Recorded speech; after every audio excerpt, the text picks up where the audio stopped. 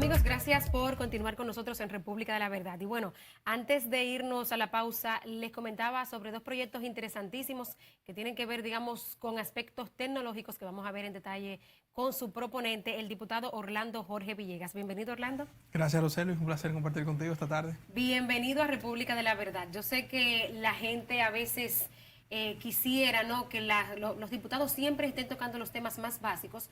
Sin embargo, como yo decía hace un momentito, hay otros segmentos de la población que también necesitan ser atendidos y que tienen inquietudes y prácticas que tienen que ser legisladas. Empecemos por el teletrabajo.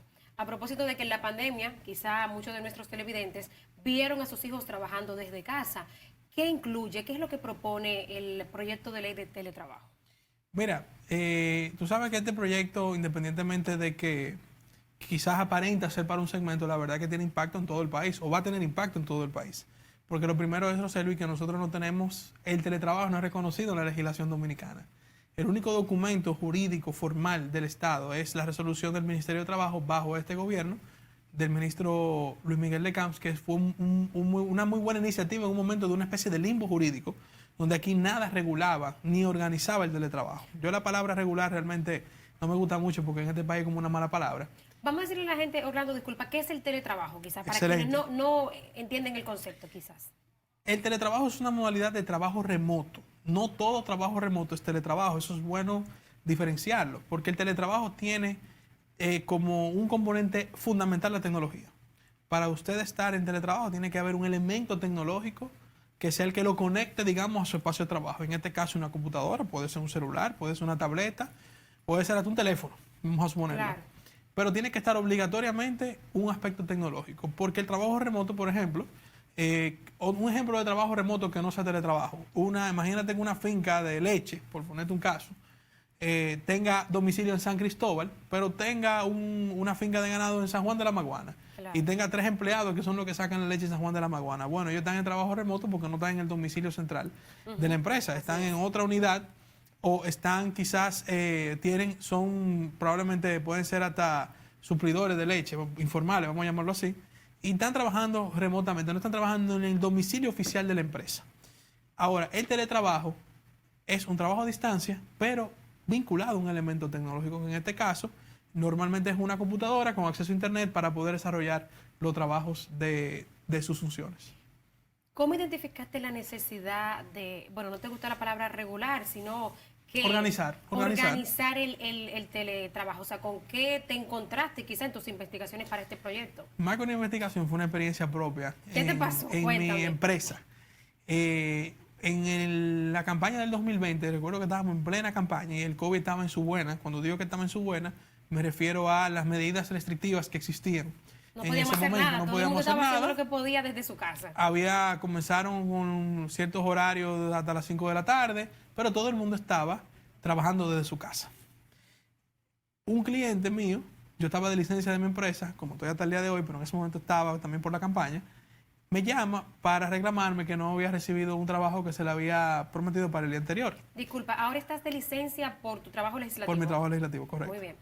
Entonces, digo, wow, cuando llama un cliente ya que hay un problema, porque normalmente hay cabezas para que ese tipo de situaciones no lleguen hacia, en este caso que yo era el director ejecutivo de mi empresa. Bueno, llamo al director creativo de la empresa y le digo, mira viejo, me está llamando un cliente y me está reclamando que no le han entregado un trabajo. Me dice, Orlando, tengo 2 días sin luz, ¿qué hago?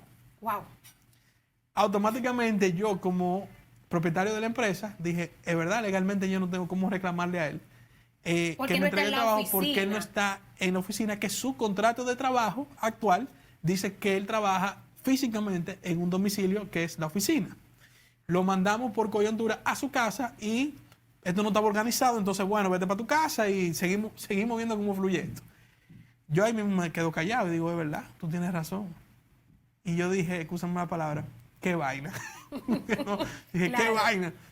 Para poder resolver, tuve que al otro día pedirle a uno de los ejecutivos de cuenta que abrieran la oficina, lo llevaran a la oficina para poder terminar el trabajo, claro, porque él no tenía luz. Que es donde tú le puedes proveer energía eléctrica, correcto, internet, su computadora a tus empleados. Ahí mismo me surge un bombillito en la cabeza y dice, si eso fue a mí con un caso, ¿cuántos casos no deben estar pasando de gente que por la pandemia fue enviada a trabajar a su casa y no tiene energía eléctrica permanente o no tiene un servicio de internet bueno, o no tiene cuando tú vienes a ver teléfono, ahorita no tienen internet. Pero, no, y hay gente que no tiene computadora, Orlando. O no tiene una herramienta de trabajo tecnológica.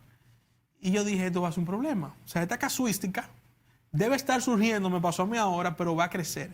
Esto hay que organizarlo. Pero eso es uno de los detalles del teletrabajo. Porque aparte de eso, el principal problema, Roselvis, cuando tú analizas, es que a un empleado lo estaban mandando para su casa, pero no hay un contrato de teletrabajo.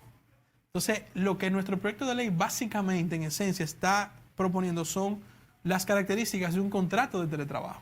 Porque es lo que te digo, tú tienes tu contrato presencial, pero tu jefe te dijo, vete para tu casa. Pero espérate, y las herramientas, o sea, yo estoy usando mi servicio propio. ¿Y cómo tú vas a velar por los accidentes laborales? Si es que hay. El riesgo laboral, claro.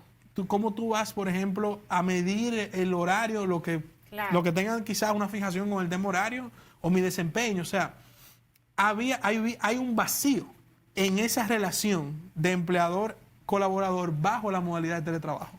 La gente se pudiera estar preguntando, Orlando, ¿cuáles serían los riesgos laborales si yo estoy trabajando tranquila en el mueble de mi casa con mi computadora aquí puesta en la pierna? Mira, yo diría que precisamente otro de los temas que me creó inquietud es que se generó una especie de abuso de confianza de ambas partes, de empleador hacia empleado y viceversa. Por ejemplo, tú estabas en tu casa y ponte tú que por eso te digo, es muy importante el tema del contrato, que en tu contrato físico, laboral, tu trabajo es de 8 a 6 de la tarde, pero a las 4 te quitaste. Yo estoy en mi casa. Me voy a ver serie. Y el jefe, ¿y dónde tú estás? Y esto, me quité. Y tú te puedes inventar cualquier cosa, mira, tuve una situación, pero tú me entiendes, o sea, te pongo de otro lado. Son las 9 de la noche. Mira, tú en tu casa, conéctate un Zoom ahora, tenemos una reunión. Pero mira, el trabajo terminó. Claro. No, pero tú estás en tu casa, eso no es nada de lo mismo. Eso y nada de lo mismo. Es la frase que no podemos permitir y que se definen, digamos así, esos riesgos en la relación que básicamente se convertían en abuso de confianza. ¿Qué otro riesgo había o hay, pero que con la ley vamos a corregir? La privacidad. Hay empresas muy pocas, pero hay empresas que han querido colocar una camarita para supervisar al empleado. Cuando digo una camarita es una misma computadora que prende la cámara y déjame ver. Cámara y que la dejan prendida ahí el día entero, por ejemplo. Por dudar del cumplimiento de horario o de trabajo de un empleado. Nosotros en la ley prohibimos tajantemente la violación a la privacidad del empleado por parte del empleador bajo ese tipo de modalidades. Ya hoy día, Roselio, el mundo es muy avanzado y al final los mismos millennials y silenials trabajan por resultados, no por un horario. Claro. En el país estamos transitando de la mentalidad de que el resultado es cumplir un horario a que el resultado es realmente dar, valga la redundancia, resultados. Hay gente que tú ya tienes de 8 a 5 sentado en una oficina y no te entregan los productos que te tienen que entregar. O a las 4 no tienen nada que hacer y están ahí porque tú tienes que cumplir un horario. Entonces, el teletrabajo va a ayudar en esa transición, pero quiere corregir esos riesgos, esas deficiencias que el proceso de teletrabajo generó en la relación empleador y empleado. Y por eso consagramos también en la ley, muy importante, Roselvi, y yo creo que tú uno de los derechos adquiridos más importantes que va a tener esa ley, el derecho a la desconexión. Claro. Usted, aunque vaya si usted va a un contrato de teletrabajo, obviamente en el contrato tiene que dejar claro qué domicilio usted va a estar. Puede ser tu casa, puede ser un espacio de trabajo compartido, puede ser la casa de tu mamá, por decirte, pero tiene que dejar el domicilio establecido. ¿Por qué? Porque de esa manera el empleador va a tener la seguridad jurídica de que ya sabes que estás en ese domicilio. Y no que yo arranque para Punta Cana con mi computadora a trabajar. Correcto. Claro, puede haber un contrato flexible. Bueno, el domicilio tuyo desde el trabajo va a ser móvil. O sea, tú vas de un día aquí, otro día allá. Todo va a depender del contrato. Pero, por ejemplo, el derecho a la desconexión va a quedar consagrado. La solvencia de las herramientas que necesita el teletrabajador, ya sea una computadora, un celular. Y en caso de que el teletrabajador diga no, yo quiero usar las mías, tiene que dejar por escrito que el teletrabajador le dijo al empleador, yo quiero usar mi celular, quiero usar mi computadora. Muy importante, y la gente siempre pregunta, ok, yo estoy en mi casa, voy a usar mi energía eléctrica, voy a usar mi internet y mi teléfono. Y entonces, nosotros hemos creado una cláusula en el proyecto de ley, un artículo que establece que el empleador debe darle una remuneración al teletrabajador por utilizar sus herramientas propias. Muy importante, porque no quiero que se malinterprete esto. Este proyecto de ley respeta la libertad de empresa. Nosotros no le estamos diciendo a nadie, págale la luz, ni págale el internet, ni págale el teléfono. Sí está mandando la ley que alguna remuneración debes de darle. ¿Cuál? La que se adapta a tu empresa. Claro, la que establece. Si tú eres una empresa pequeña y tú puedes darle un bono cada 6 meses, dale un bono. un bono anual, trimestral. Si tú le dabas gasolina y ahora no se la vas a dar porque está en su casa, bueno, pues págale el celular. O sea, hay 1000 formas de tú remunerar a esa persona por utilizar sus servicios de hogar. Y además, Roselvi, el teletrabajo hoy día a muchas empresas le ha reducido sus costos de alquiler. Claro. Te voy a poner un caso de una empresa muy grande, un banco de este país, que gastaba $1 millón mensual. Oigan esto, señores. Mensual en los alimentos y bebidas que le daban al personal que trabajaba en la oficina principal de ellos. Estamos hablando ahora de 50, casi 60 millones de pesos. 55 millones de pesos a la tasa de... Me da pena por la empresa que le suplía el A y B, porque obviamente ha perdido un cliente, pero para la empresa, en este caso, que es un banco muy grande, ha sido un tremendo ahorro, porque todavía ese banco mantiene la mayor parte de sus empleados bajo teletrabajo, porque incluso son más productivos. Hay un componente de salario emocional. Yo siento flexibilidad con el tiempo. Claro. Puedo tener con mis hijos o puedo quizá momento para mí leer. Entonces, el teletrabajo, como dijimos en estos días, se llegó para quedarse. Yo tengo un amigo que, como tú dices, desde el principio de la pandemia que lo mandaron a trabajar a su casa y no ha vuelto. Yo a veces paso por allá y lo encuentro fumándose un tabaco y trabajando en el balcón de su casa. Pero bueno, tú hablabas, Orlando, de un cambio de mentalidad. Hablemosle un poquito de eso a la gente. ¿Qué son los ciberdeportes y eSports, que serían deportes electrónicos? O, bueno, ¿qué otro concepto hay? Empecemos por ahí, por explicarle a la gente con qué se come. Tú sabes que antes eso se comía, como decían nuestros padres, él está en el Nintendo, está en el jueguito ahí. Óiganlo ahí, señores. Así era que quizás popularmente se conocía, los Nintendo. No, y tú veías a los papás incomodísimos porque decían que el muchacho estaba perdiendo tiempo en el Nintendo. Y ahora tú le dices a la audiencia de República de la Verdad que esto es un deporte electrónico. Es un deporte. El jueguito, el Nintendo, hoy día, no solamente un deporte, no. Es una industria que genera más de $1 billón anuales en el mundo entero. En el mundo. En el mundo entero. ¿Hay en República Dominicana jóvenes que se dediquen a los deportes electrónicos? Fíjate, tú quieres saber de cuánto es la comunidad que interactúa con los deportes electrónicos. Cuando hablo de interactúa, hablo atletas profesionales, atletas amateurs, o sea, el que juega por entretenimiento. Claro. Fíjate que este deporte tiene un componente, es un deporte transversal en el desarrollo social. Tú tienes, aparte de los atletas, entrenadores, equipos, dueños de equipos. Vaya. Estoy hablando de República Dominicana, ¿eh? Los casters, que son los que narran las competencias. Los creadores de contenido. Aquí hay una gama importante en la creación de contenido en el mundo de los esports. O sea, así como influencers de ropa, de moda, lo hay en el mundo de los esports. Hay podcasters, hay programas de televisión, de radio, los que manejan la parte de marketing. Claro. Toda esta industria en la República Dominicana representa, y muy importante, perdón, los espectadores. Como tú y yo juego un juego de pelota, hay una comunidad aquí de espectadores de las competencias de tu videojuego. ¿Tú sabes de cuánta gente estamos hablando? 5 millones de personas en la República Dominicana. Entre todos los que interactúan, entre ¿no? toda la comunidad que interactúa, desde los jugadores hasta los espectadores, pasando por toda esa cadena de valor, sin la mitad de la población dominicana. Esos son datos de la Federación Dominicana de Deportes Electrónicos. Porque hay una federación y todo. ¿Qué tiempo tiene esta Muy federación importante. de organizada? La federación tiene, creo que son 4 años. Vaya. Pero es una federación actualmente, Rosely, privada. ¿Por qué? Porque la ley no reconoce los deportes electrónicos.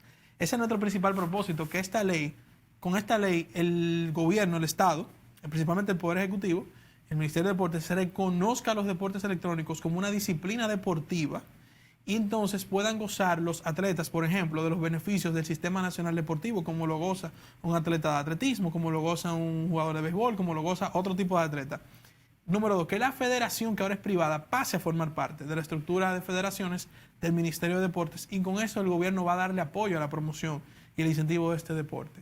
Número 3, que se reconozca la cadena de valor de este deporte, los atletas profesionales, amateurs, los entrenadores, los equipos como sociedades comerciales, Claro. o otro tipo de engranaje jurídico. Los creadores de contenido, muy importante, no quiero dejar de mencionar, los desarrolladores de videojuegos. O sea, nosotros tenemos jóvenes dominicanos que son programadores de videojuegos. Y te pongo un ejemplo. Uno de los juegos quizás más populares en la República Dominicana, de manera sobre todo amateur, se llama MLB The Show, que es el de Grandes Ligas, el del béisbol de Grandes Ligas. Pues un grupo de jóvenes dominicanos crearon lo que se conoce como un plugin, que es básicamente digamos, un componente dentro del propio juego de la Liga Dominicana de Béisbol. Tú bajas ese plugin en el juego y tú puedes jugar Estrella contra las Águilas, Licey contra el metaverso. O sea, yo te escucho y pienso ya a la gente viviendo en este mundo virtual y haciendo muchas de las cosas que hacemos en la vida real, ya tú lo dices, como la pelota, por ejemplo, jugándolo de manera virtual. Yo creo que hacia allá vamos. ¿Tú cómo lo ves? Bueno, tú sabes que los deportes... Es un escenario virtual. Los deportes virtuales son un escenario virtual. Correcto. Los deportes tradicionales están todos incursionando en los esports. Mira el caso, por ejemplo, de ese MLB The Show. Pero aquí, para que tú sepas, lo que comenzó a popularizar los deportes electrónicos entre jóvenes que no son profesionales de ese mundo eran unas competencias que hacía una institución privada del juego que se llamaba NBA 2K, que era el juego de basquetbol, de baloncesto. Hacían torneos en plazas y ahí se popularizó. Pero en conclusión, Roselio, no, tengo que mencionarte dos temas más de esa ley.